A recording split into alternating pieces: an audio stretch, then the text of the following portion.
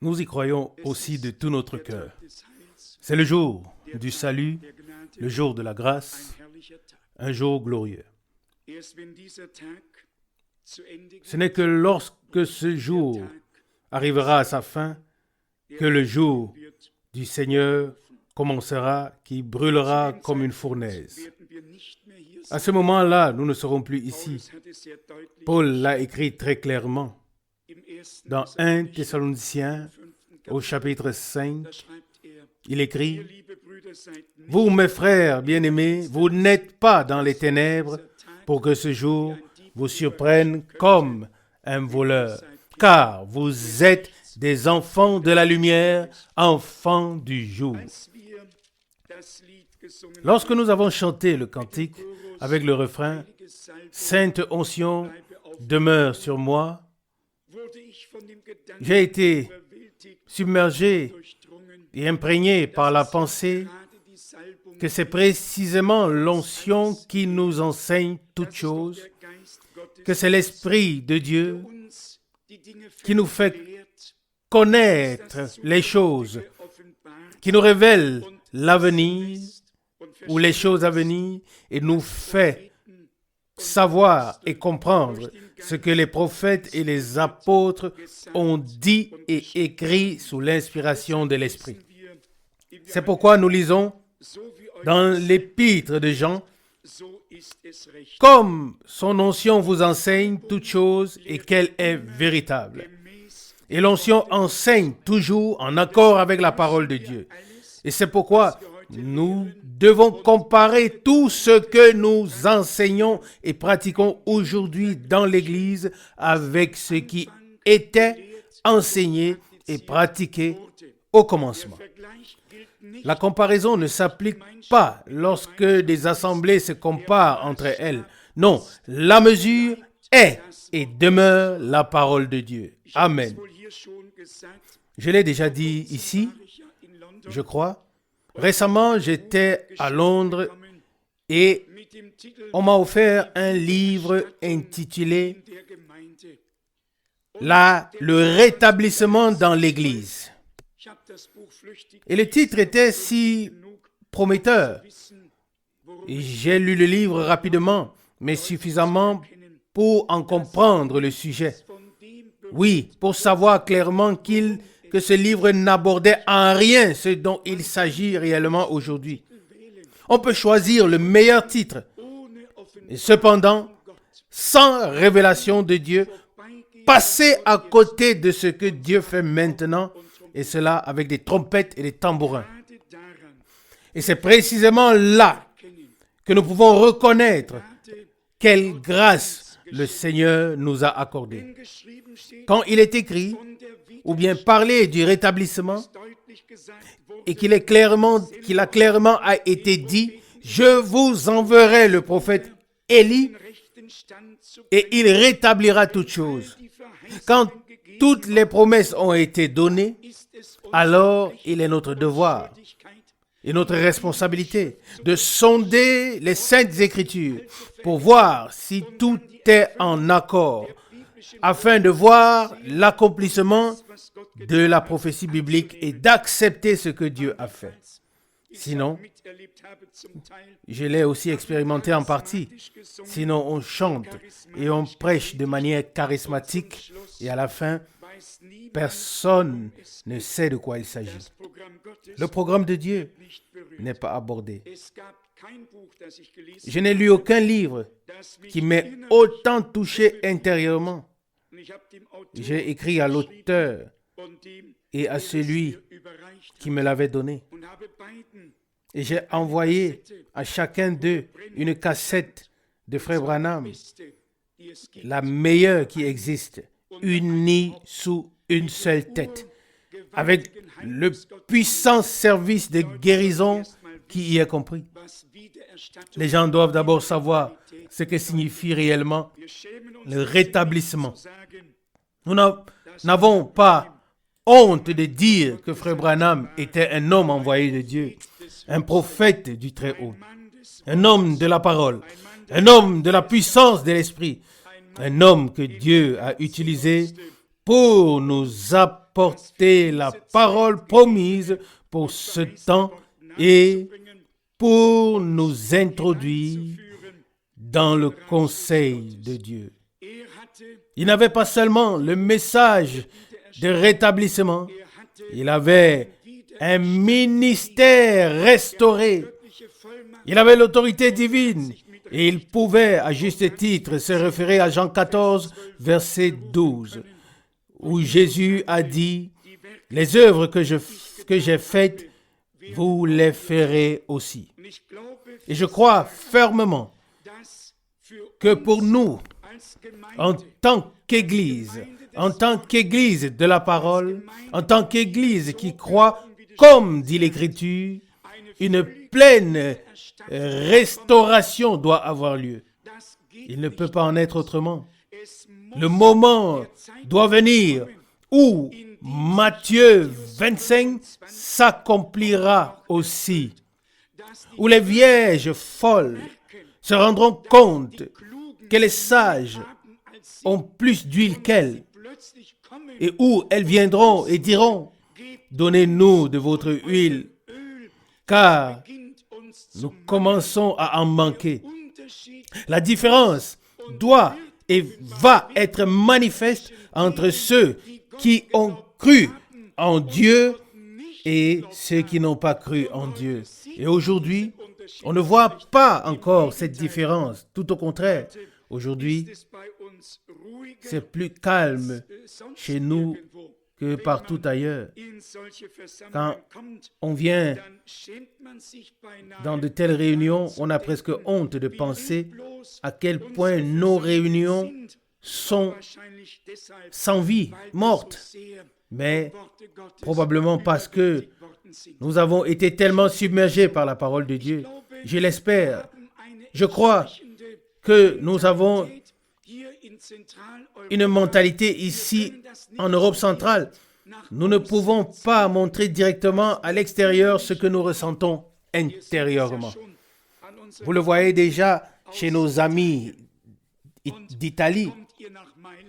Quand vous arrivez à Milan, tout est encore un peu lent et mort, sans vie.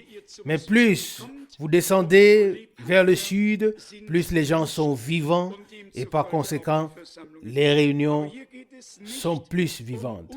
Mais ici, il ne s'agit pas de notre réaction humaine. Ici, il s'agit du fait que chacun puisse réagir comme il réagit. L'important, c'est qu'il ne copie personne, qu'il n'imite pas ce que quelqu'un d'autre fait, mais qu'il soit lui-même saisi par l'Esprit de Dieu, submergé par la parole, saisi par la grâce de Dieu, et que sa réaction soit telle qu'elle doit être. L'important, c'est qu'il y ait une réaction de Dieu et que nous puissions alors réagir de manière tout à fait sincère et honnête en fonction de ce qui se passe en nous. En particulier nos frères et sœurs bien-aimés à la peau noire. C'est un peu plus facile pour eux. Ils n'ont pas besoin d'attendre que la réunion commence. Ils sont toujours de bonne humeur. Et savez-vous qu'en 1906, sur la rue Azusa à Los Angeles, seulement les Noirs étaient réunis pour prier et que ce sont les Noirs de Los Angeles qui ont consciemment expérimenté la première effusion du Saint-Esprit en Amérique. Et l'homme que Dieu a le plus utilisé, il ne pouvait pas bien voir d'un œil, mais l'Esprit de Dieu est descendu sur lui et l'Esprit est descendu sur tous ceux qui étaient présents. Et c'est ainsi que le mouvement pentecôtiste a pris son essor dans cette région après le tournant, du début des années 900. Dieu savait très bien pourquoi il choisissait d'abord ces personnes. Car avec eux, il n'avait pas de souci à se faire. Quand elles étaient joyeuses, elles dansaient. Quand elles étaient heureuses, elles poussaient des cris de joie. Cela se faisait donc tout naturellement. Et quelqu'un me l'a dit ces jours-ci après qu'une vidéo d'un grand rassemblement à Lumumbashi a été montrée.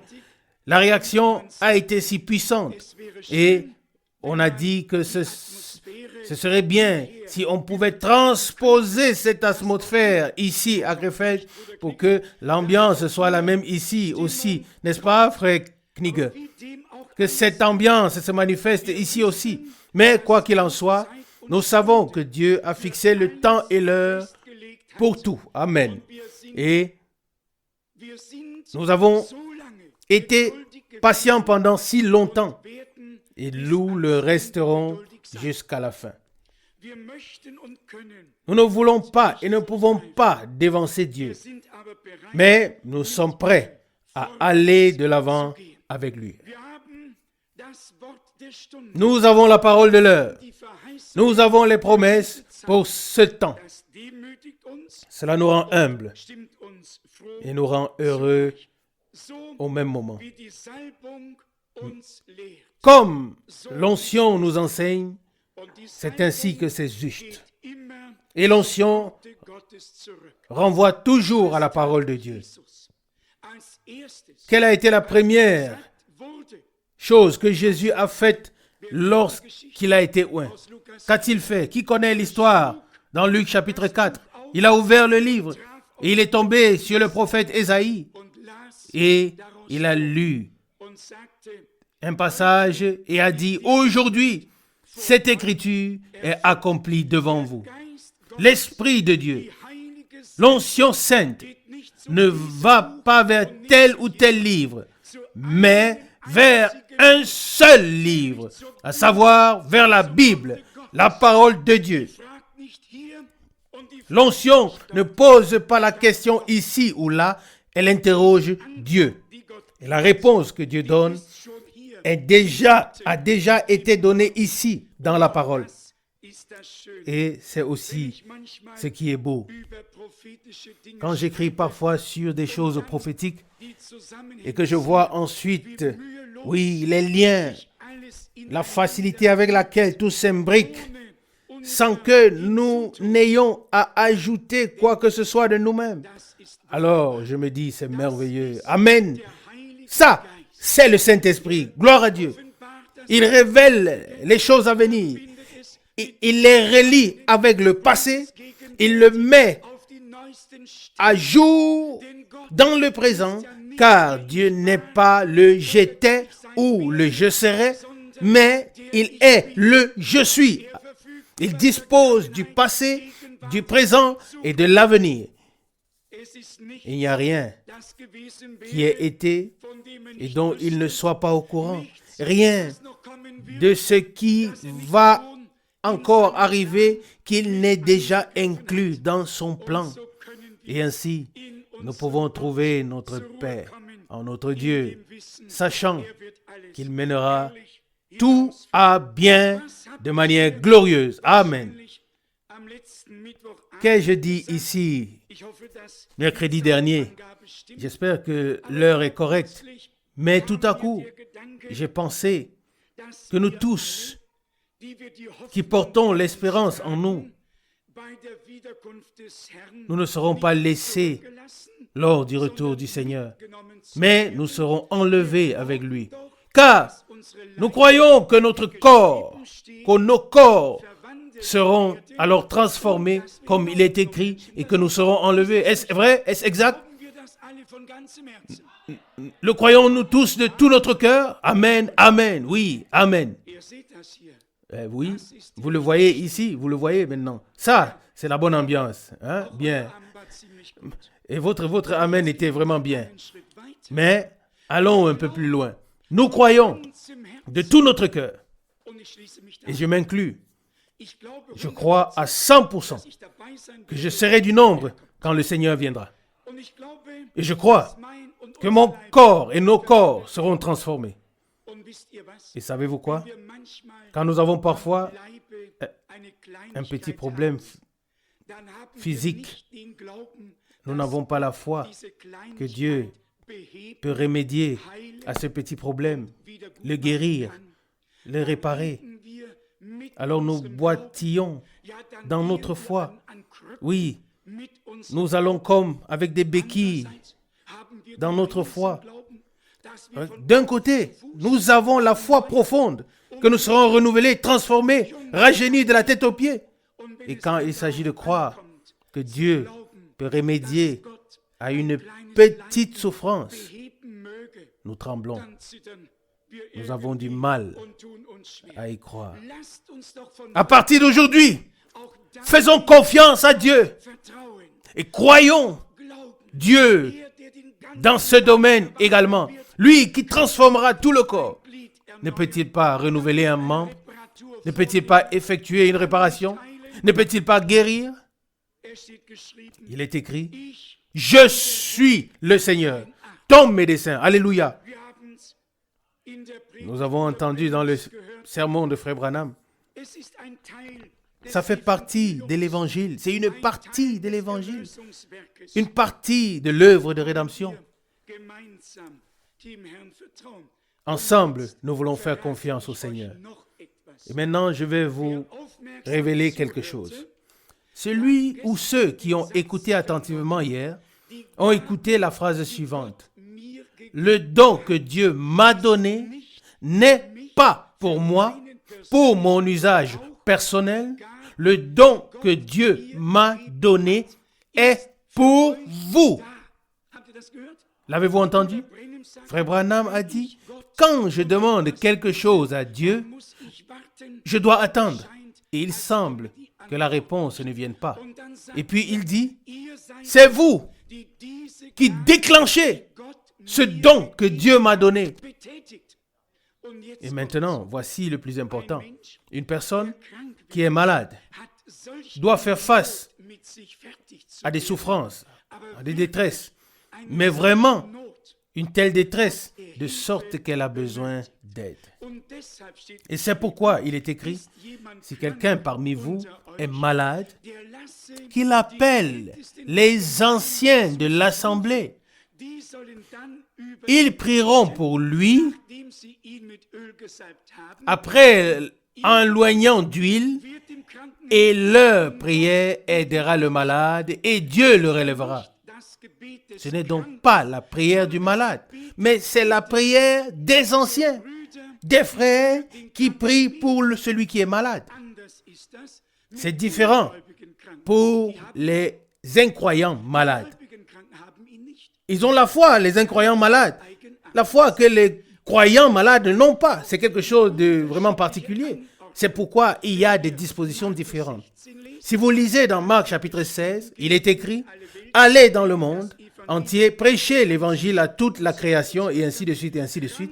Ils imposeront les mains aux malades, et ils seront guéris. » Mais quand un croyant tombe malade, il doit appeler les anciens qui loindront d'huile et prieront pour lui, et Dieu exaucera la prière et guérira le malade. Et s'il a commis des péchés, ils lui seront pardonnés. Faites usage de cet ordre biblique. Ici, il y a les frères qui sont établis comme anciens de l'assemblée et qui servent. Faites-en usage. Si quelqu'un est malade, ne rentrez pas à la maison. Appelez les frères, laissez-vous oindre d'huile et qu'ils prient pour vous afin que la parole de Dieu soit à nouveau confirmée. Amen. Laissez-moi lire brièvement quelques passages bibliques, puis nous allons prier ensemble. Hébreux chapitre 13, à partir du verset 20. Hébreux 13, à partir du verset 20. Que le Dieu de paix, qui a ramené d'entre les morts le grand berger des brebis, par le sang de l'alliance éternelle, notre Seigneur Jésus-Christ. Verset 21. Qu'il vous équipe de tout ce qui est nécessaire pour l'accomplissement de sa volonté et accomplisse en nous ce qui lui est agréable par Jésus-Christ, à qui revient la gloire dans toute éternité. Amen. Qui parmi vous souhaite encore entendre cette parole et qui parmi vous souhaite que cela se réalise dans nos vies, que nous ne lisions pas seulement. Levons-nous et écoutons attentivement cette parole en la laissant pénétrer en nous avec le désir sincère qu'elle se réalise en nous et pour nous, comme cela est exprimé ici. Hébreux chapitre 13, verset 20. Que le Dieu de paix, qui a ramené d'entre les morts le grand berger des brebis, par le sang de l'alliance éternelle, notre Seigneur Jésus. Cette partie est très claire. Cette partie est très claire. Maintenant vient ce qui nous concerne. Verset 21. Qu'il vous équipe de tout ce qui est nécessaire pour l'accomplissement de sa volonté. Amen. Qui le souhaite? Amen. Amen. Nous tous.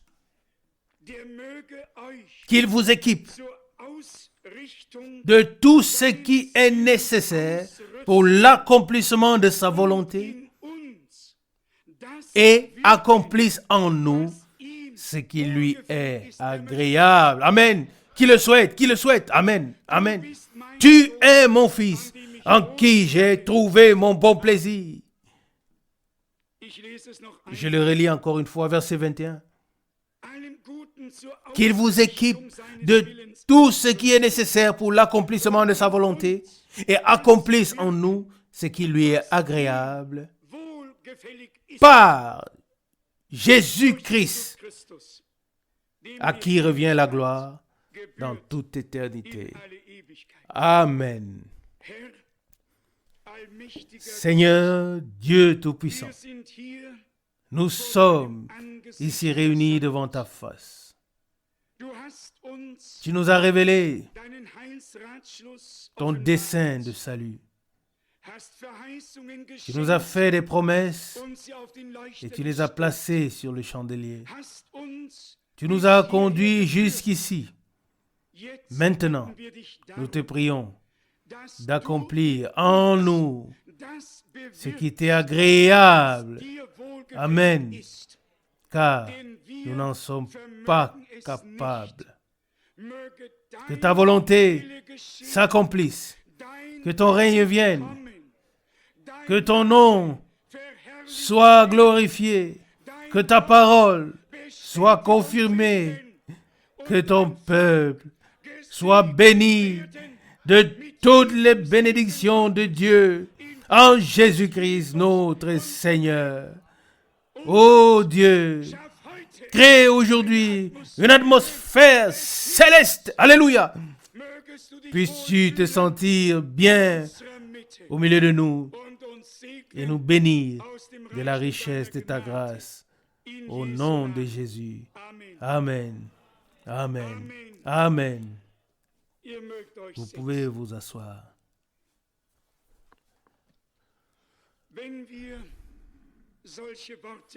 Lorsque nous entendons de telles paroles et que nous prenons conscience que nous sommes en présence de Dieu et plus encore que nous sommes devant lui comme un livre ouvert et plus encore conscients que nous devrons un jour rendre compte de chaque prédication qui a été apportée.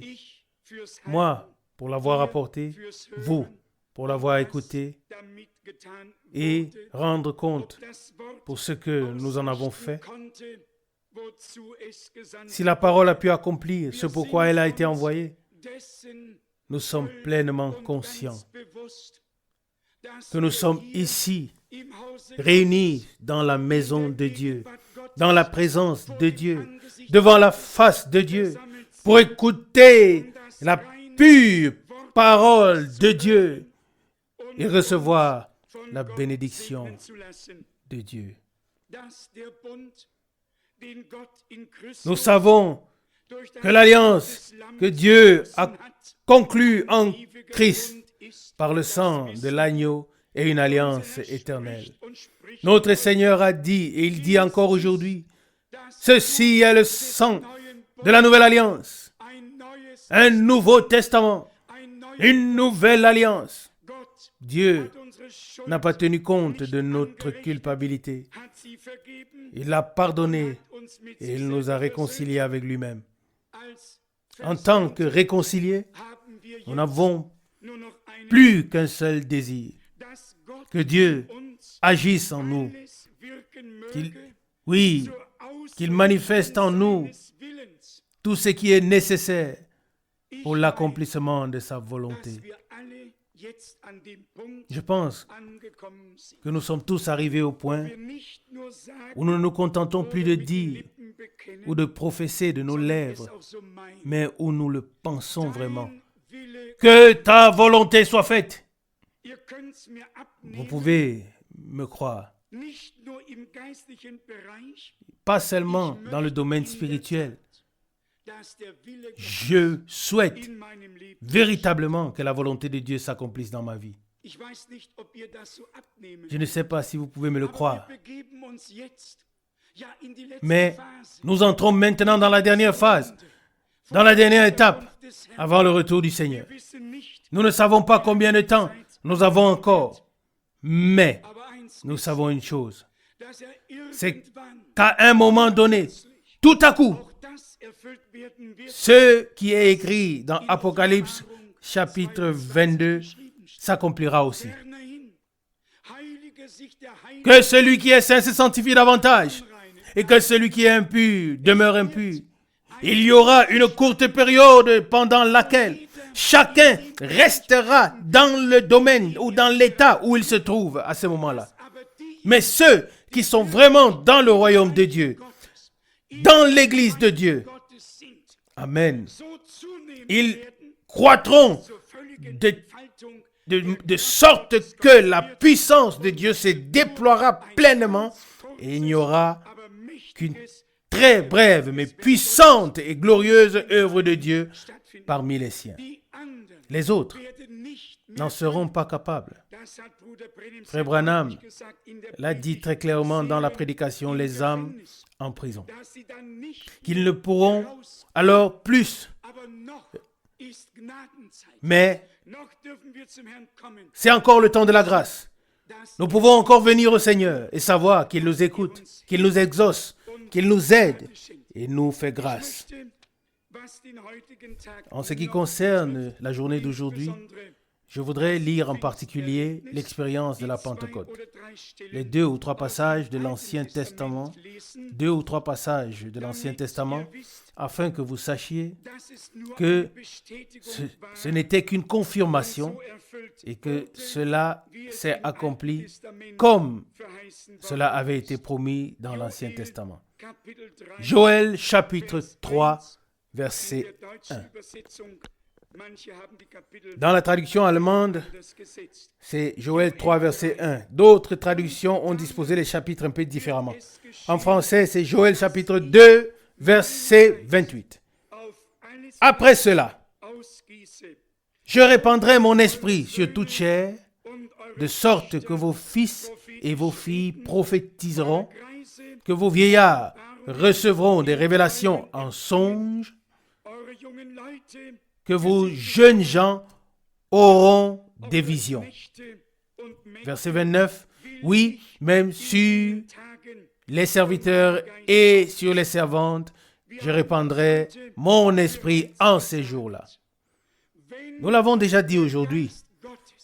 Lorsque l'Esprit de Dieu remplit un homme, c'est un événement surnaturel que tu ne peux pas produire. C'est une source divine qui jaillit en toi et qui coule ensuite vers la vie éternelle. Comme le Seigneur Jésus l'a clairement dit dans Jean chapitre 7, verset, vous connaissez tous le passage. Dans Jean chapitre 7, le dernier jour de la fête, il a clairement dit, Jean 7, et la référence remonte ici au prophète Joël chapitre 2, verset 28. Dans Jean chapitre 7, c'est le verset 38, peut-être déjà même le verset 37. Jean 7, verset 37. Le dernier jour, le grand jour de la fête, Jésus se tenait debout et s'écria, « Si quelqu'un a soif, qu'il vienne à moi et qu'il boive. » Alléluia. Celui qui croit en moi, des fleuves d'eau vive couleront de son sein, comme dit l'Écriture. Verset 39. Il parlait ainsi de l'Esprit que devaient recevoir ceux qui croiraient en lui, car le Saint-Esprit n'était pas encore là, parce que Jésus n'avait pas encore été glorifié. Amen. Avons-nous tous bien compris ça?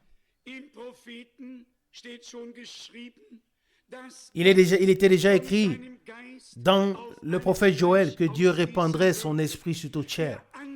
Le commencement avait été fait avec Jésus-Christ, le Fils de Dieu. Et depuis la Pentecôte, la même expérience, le même esprit, la même nature divine sont à la disposition de tous les fils et filles de Dieu.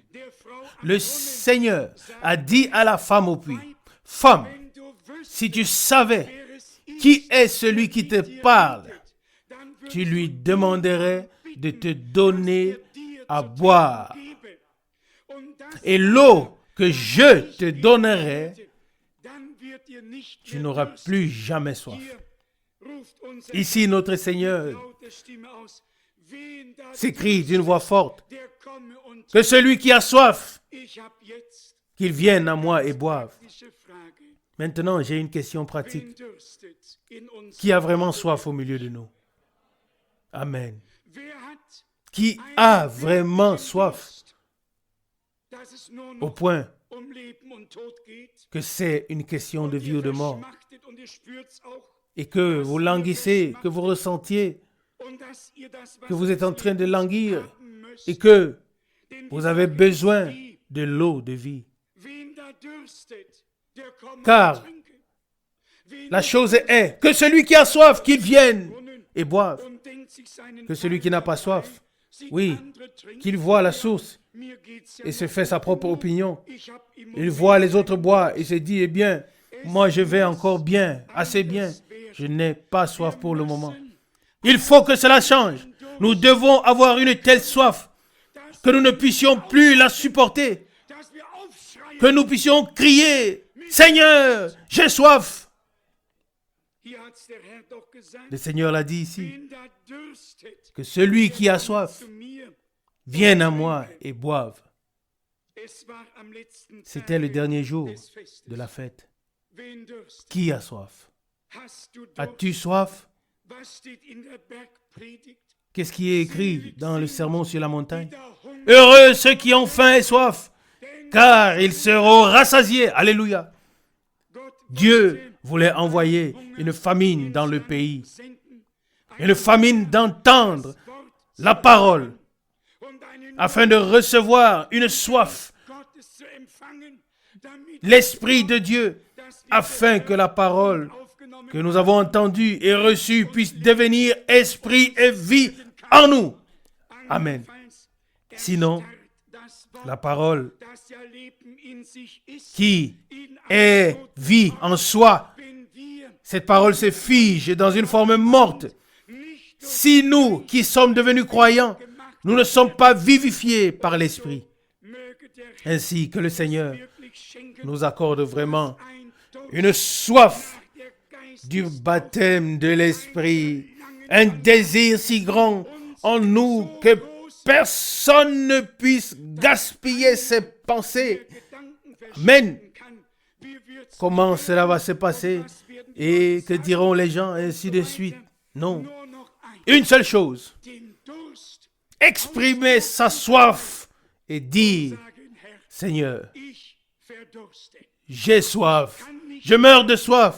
Je n'en peux plus.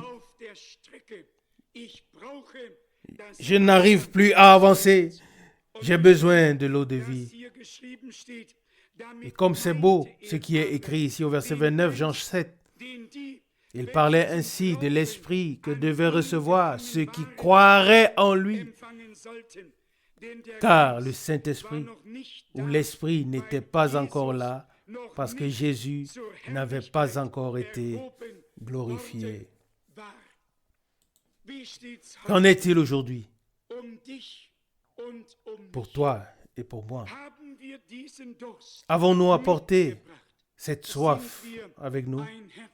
Sommes-nous un cœur et une âme? Sommes-nous unis devant Dieu? Tout est-il en ordre pour que le Seigneur puisse descendre? Hier, nous avons également entendu parler de la colombe. Combien elle est douce à la moindre petite chose. Et voilà, il y a une agitation. On sort de ses gonds. Une explosion, une colère. Il suffit de peu pour attrister l'Esprit de Dieu. Il est écrit, n'attristez pas le Saint-Esprit de Dieu. Éphésiens 4, verset 30. Que cela puisse devenir une préoccupation de cœur pour nous. Que nous commencions simplement à marcher avec Dieu. Marcher avec Dieu. À être en communion avec lui. Amen. Qui est en communion avec Dieu même en dehors des réunions? Dans la rue, dans la voiture, au travail, où que nous soyons. Qui entretient sa communion avec Dieu aussi dans la vie quotidienne? Qui? Il est également important que nous ne nous contentions pas d'accomplir notre devoir et de penser que parce que c'est dimanche, tout devrait être OK.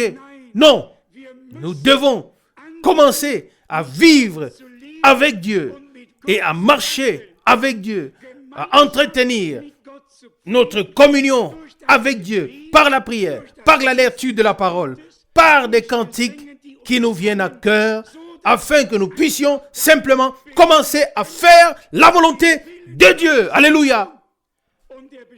Et cela consiste d'abord à marcher avec Dieu, afin que sa volonté puisse nous être révélée. Encore une parole sur la soif. Jésus s'écria, Jean 7, verset 37. Si quelqu'un a soif, qu'il vienne à moi et qu'il boive. Celui qui croit en moi, dit le Seigneur, oui, de son sein couleront des fleuves d'eau vive, comme dit l'Écriture. Une source jaillit en nous, à savoir la semence divine vient. La semence divine en nous, liée à l'Esprit de Dieu, apporte, oui, manifeste la nouvelle vie en nous. Nous avons clairement dit que le sang de l'agneau apporte notre rédemption et notre pardon. Toute culpabilité est effacée. Mais nous ne nous arrêtons pas là. Un renouvellement doit avoir lieu en nous. Une nouvelle naissance. Il doit en être, comme Paul a écrit dans Corinthiens. Si quelqu'un est en Christ, il est une nouvelle créature. Les choses anciennes sont passées. Voici, toutes choses sont devenues nouvelles. 2 Corinthiens 5, verset 17. Qui peut en rendre des témoignages parmi nous? Rendre des témoignages que tout est devenu nouveau. Le renouvellement a déjà eu lieu? Ou sommes-nous encore dans le processus de renouvellement? Car la nouvelle naissance est le moment où la nouvelle vie se manifeste pleinement. Le reste peut être considéré comme des douleurs de l'enfantement pour que la vie puisse se frayer un chemin. Mais lorsque la vie nouvelle, la nouvelle naissance a lieu, une nouvelle vie se manifeste en nous, une nouvelle vie divine. Et Frère Branham a fait cette merveilleuse comparaison avec la nouvelle ou bien la naissance terrestre. Il dit, extérieurement, cela semble être un chaos. Il y a des cris, des gémissements, des pleurs, puis du sang et de l'eau coule et ainsi de suite. Mais soudain, une nouvelle vie fait éruption. Alléluia. Et il se peut qu'à l'avènement d'un réveil, il y ait des gémissements, des plaintes, des lamentations, des pleurs. Alléluia. Mais, c'est alors que les douleurs de l'enfancement commencent. Et ainsi, c'est ainsi que cela se passe en nous, afin que quelque chose puisse naître. Quelque chose qui ne soit pas du vent, mais qui puisse être visible devant Dieu. Alléluia. Dans le prophète Ésaïe, on trouve également ces paroles de reproche. Vous êtes tombée enceinte. Oui, et quand vous avez enfanté ou accouché, ce n'était que du vent. Vous connaissez les Saintes Écritures, Ésaïe 26, verset 18. Des enfants de Dieu sont-ils nés dans l'église de Dieu ou alors ce sont simplement des personnes qui se sont ajoutées. Nous voulons dire clairement que nous nous réjouissons de tous ceux qui viennent.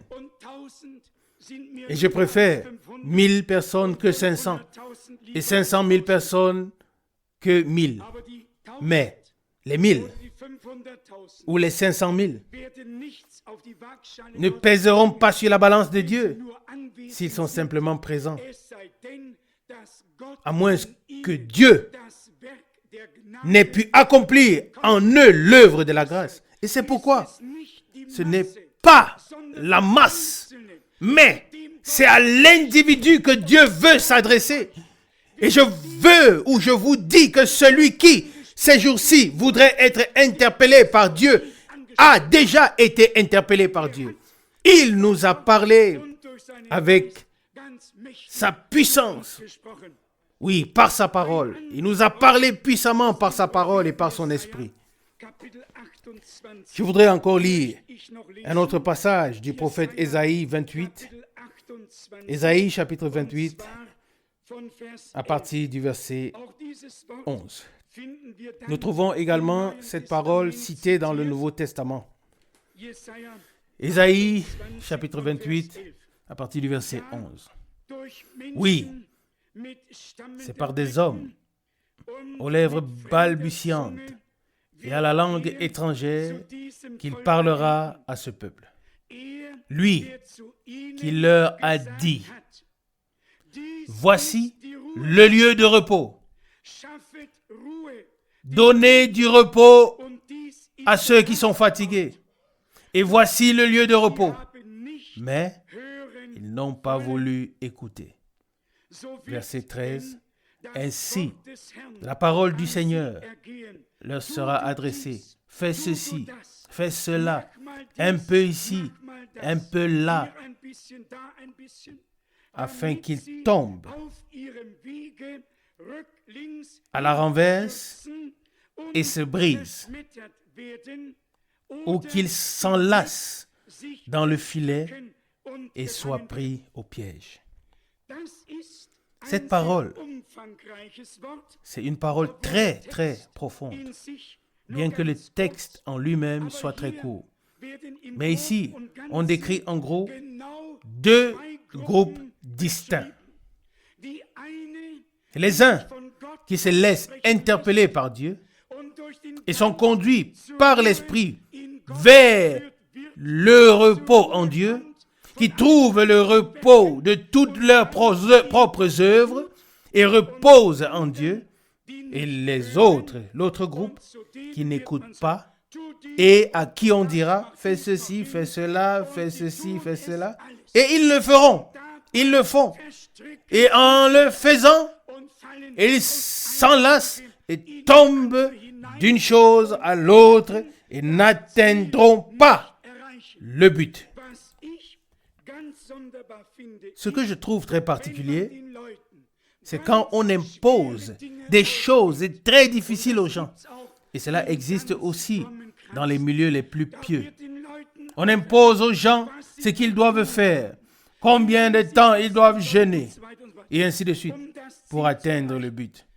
Chacun doit jeûner de la manière avec laquelle il est conduit par l'Esprit de Dieu. Mais laissez-moi dire très clairement aujourd'hui que, à moins que l'homme n'entende la voix de Dieu de la parole, dans la proclamation de la parole, et qu'il ne considère Golgotha comme une œuvre de rédemption accomplie par Dieu, et qu'il ne trouve le repos de ses propres œuvres pour ensuite trouver le repos en Dieu. Celui qui ne reçoit pas cette révélation, il va courir tantôt ici, courir tantôt là-bas. Une fois cette chose, ce sera cette chose, et après ce sera l'autre chose. Et les gens seront tiraillés de gauche à droite. L'un dit fais ceci, et ils le font, parce qu'ils pensent, par cela, oui, trouver le salut. Combien d'experts y a-t-il, même dans cette génération, qui mettent en avant une doctrine particulière et disent ensuite très brièvement que si vous ne l'acceptez pas, vous n'en faites pas partie. Pas fais ceci et fais ceci. Fais ça, non. Trouve le repos de ton âme en ton Dieu, en croyant en Jésus-Christ. Alléluia. Car il est écrit ici, je le relis encore une fois. Celui qui a la traduction Menge, oui, doit me pardonner de ne pas lire ce mot, car il résonne encore dans mes oreilles comme depuis l'époque du Troisième Empire. Il est dit ici, Ésaïe 28, verset 11. Oui, c'est par des hommes aux lèvres balbutiantes et à la langue étrangère qu'il parlera à ce peuple. Et maintenant, écoutez, verset 12. Lui qui leur a dit, voici le repos, donnez du repos à ceux qui sont fatigués, et voici le lieu de repos. Qu'a dit Jésus à l'époque? Venez à moi, vous tous qui êtes fatigués et chargés, et je vous donnerai du repos. Je vous donnerai le repos pour vos âmes. Matthieu 11, verset 28. Tu n'as pas besoin d'un enseignement pour être sauvé. Tu as besoin de Jésus-Christ et de la rédemption accomplie à la croix de Golgotha pour être sauvé. Alléluia. Et puis, bien sûr, le bon enseignement à sa place dans l'église du Dieu vivant. Le repos en Dieu. Qu'est-ce qui est écrit dans Hébreux en rapport avec Josué? Qu'il n'a pas pu faire entrer le peuple Israël dans le repos. Et voilà, Dieu fixe un nouveau jour, à savoir aujourd'hui, si vous entendez sa voix. Alléluia. Et il y a un repos pour le peuple de Dieu. Alléluia.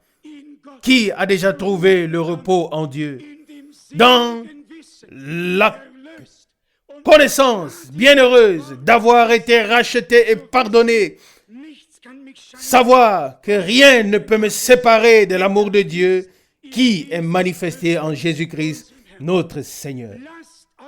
Ne laissez personne vous dire fais ceci et fais cela. Ne faites qu'une seule chose. Croyez en l'œuvre de rédemption accomplie à la croix de Golgotha. Amen. Trouvez le repos en Dieu et laissez tous les autres en paix, afin qu'eux aussi trouvent le repos en Dieu. Plus loin, il est écrit, Ésaïe 28, mais ils n'ont pas voulu écouter. Et tous ceux qui n'ont pas voulu écouter, à eux, il sera dit, comme il est écrit ici au verset 13, Ésaïe 28, ainsi, la parole du Seigneur leur sera adressée. Fais ceci et fais cela. Un peu ici, un peu là. Et puis, ils s'enlacent. Ils se font prendre. Ils tombent dans le filet et les pièges et deviennent prisonniers des systèmes religieux. Combien sont sortis d'une cage, d'une prison, pour se retrouver enfermés dans une autre? Celui que le Fils de Dieu libère est véritablement libre. L'Église de Dieu n'est pas maintenue par des règles, mais elle est tenue par le baptême, par un seul esprit, en un seul corps. Et nous sommes membres les uns les autres. Amen. Paul a repris cette parole du prophète Ésaïe 28 dans sa lettre aux Corinthiens. Et exceptionnellement, il inclut même le prophète Ésaïe dans la loi.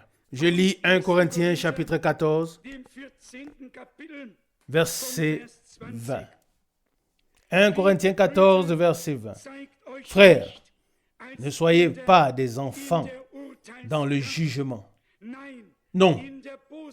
Soyez des enfants dans la méchanceté, mais soyez des adultes dans la capacité de juger. Amen. Alléluia. Verset 21. Il est écrit dans la loi, c'est par des langues, par des hommes, pardon, d'autres langues et par des lèvres étrangères que je parlerai à ce peuple. Et même ainsi, ils ne m'écouteront pas, dit le Seigneur. Tout à l'heure, j'ai lu la même parole du prophète Ésaïe. Et Paul, cet homme de Dieu, a repris cette parole dans la lettre aux Corinthiens. Et l'a magnifiquement classée dans la Bible, classée bibliquement. Je ne sais pas qui parmi vous peut vraiment partager ce sentiment de joie avec moi. Je me réjouis au-delà de toute mesure que la même onction qui reposait sur les prophètes et sur les apôtres, que cette même onction repose maintenant sur nous. Amen. Que nous puissions voir ce qu'ils ont vu, comprendre ce qu'ils ont compris, que nous puissions baptiser comme ils ont baptisé, que nous puissions croire comme ils ont cru. Le même esprit nous conduit dans la même direction et nous révèle la même parole et les mêmes mystères. Gloire à Dieu. Nous pouvons dire à juste titre que nous ne sommes pas assis au pied de Gamaliel, d'un Gamaliel. Non, nous n'avons pas été assis au pied d'un Gamaliel et que nous ne sommes pas non plus des élèves de prophètes, mais nous pouvons dire que l'Esprit de Dieu et la prophétie biblique par l'Esprit, comme tout enseignement, nous a été accordé par grâce. Chaque fois que nous pouvons classer bibliquement, voir l'Ancien et le Nouveau Testament, ramener à un dénominateur commun, et que cette harmonie divine soit établie, alors mon cœur exulte et se réjouit. Alléluia. Car nous savons que ce n'est pas un esprit humain qui interprète. Non, ici, c'est l'Esprit de Dieu qui rassemble les liens et révèle ce qui est juste. Alléluia. Je me réjouis de voir que Paul est placé derrière la parole du prophète Ésaïe, le « Ainsi dit le Seigneur » dans 1 Corinthiens 14, verset 20, à la fin du verset. Quelle merveilleuse déclaration!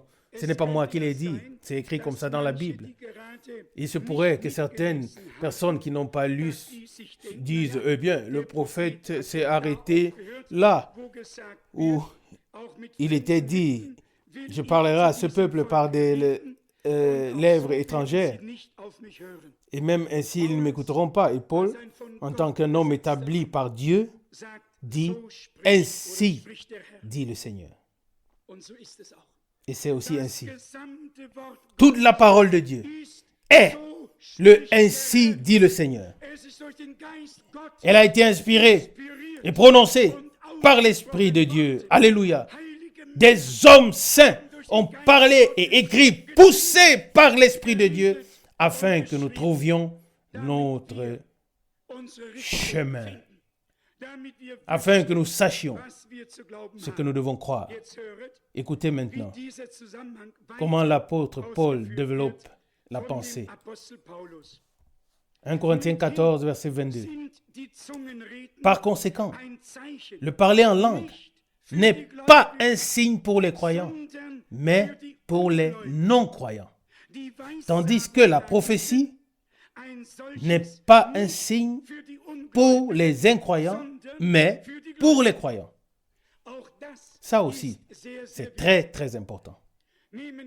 Supposons que nous avons ici un service divin tel qu'il est décrit dans la Bible et que de nouvelles personnes entrent dans la salle, venant par exemple du Japon, de la Chine ou d'ailleurs.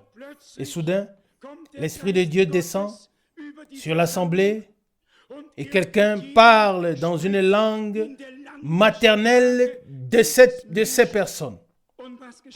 Que se passera-t-il alors? Oui, alléluia. Il se passera alors quelque chose de très grand. À savoir que ces personnes non croyantes reconnaîtront que Dieu est véritablement parmi vous et que l'Esprit de Dieu est à l'œuvre. Amen. Et c'est pourquoi le don de parler en langue n'est pas un signe pour les croyants. Je parle en langue depuis 1949, mais je ne sais pas combien de personnes m'ont déjà entendu parler en langue en public. Paul, qui était un homme de Dieu, savez-vous ce qu'il a dit? Il parlait en langue plus que tous, mais dans les réunions, 1 Corinthiens 14, verset 18, il écrit « Je rends grâce à Dieu de ce que je parle en langue plus que tous. » Verset 19, « Mais dans une réunion d'assemblée, je préfère dire 5 paroles avec mon intelligence afin d'instruire aussi les autres plutôt que 1000 paroles en langue. » Le parler en langue a sa place. Et si vous lisez ici au chapitre 14, verset 2, il est dit, 1 Corinthiens 14, verset 2, « Car celui qui parle en langue ne parle pas aux hommes, mais à Dieu. Personne ne le comprend. » Ici, il s'agit de la prière dans laquelle l'individu s'édifie lui-même. Vous pouvez le lire. Mais si le don de parler en d'autres langues est là, alors soit le don d'interprétation doit être présent, soit il doit y avoir un étranger auquel Dieu veut s'adresser dans sa langue. Mais tout classer bibliquement maintenant nous mènerait trop loin aujourd'hui. Écoutez la suite, s'il vous plaît. Et avec cela, nous allons terminer. 1 Corinthiens 14, verset 23. Si donc, dans une assemblée, tous parlent en langue et que des profanes ou des incroyants entraient, ne dirait-il pas que vous êtes fous? Verset 24. Mais si tous prophétisent et qu'un croyant ou un profane survienne, il sera convaincu par tous. Il se sentira jugé par tous. Verset 25. Les pensées secrètes de son cœur seront dévoilées et il tombera alors sur sa face et adorera Dieu et confessera ouvertement que Dieu est réellement en vous. Amen. Je souhaite que tout cela soit trouvé dans le bon ordre divin après l'effusion du Saint-Esprit. Nous croyons que Dieu enverra et donnera la pluie de l'arrière-saison. La pluie de la première saison vient au moment des semailles. La pluie de l'arrière-saison vient au moment de la moisson. Puis, dans un passage dans le prophète Zacharie, il est écrit que Dieu enverra la pluie de la première et de l'arrière-saison au même moment, car le moissonneur rejoindra le laboureur. Alors, en même temps, on sèmera et on moissonnera. Loué soit le nom du Seigneur. Alléluia. Notre Dieu peut faire pousser, oui, du fruit en une seule nuit. Un exemple seulement. À l'époque de Moïse, on voulait savoir qui Dieu avait destiné pour le service de la sacrificature. Et ils ont tous apporté leurs verges. Et je crois que c'était la verge d'Aaron qui avait aussi été apportée. Et puis, elles ont tous été placées dans l'arche de l'Alliance. Et le lendemain, ce n'était plus une verge sèche, mais c'était un arbre avec des fruits. Amen. Et les autres verges étaient restées exactement comme avant. Dieu est un Dieu qui fait des miracles. Nous devons nous abandonner davantage à lui, rechercher davantage la communion avec lui, commencer à marcher avec lui et être prêt à faire sa volonté. Amen. Qu'il nous accorde sa grâce, afin que nous ne nous contentions pas de le dire et de le souhaiter, mais que nous le pensions aussi du fond du cœur. Qu'il nous fasse du bien selon sa grâce et sa promesse, au nom de Jésus. Amen. Amen.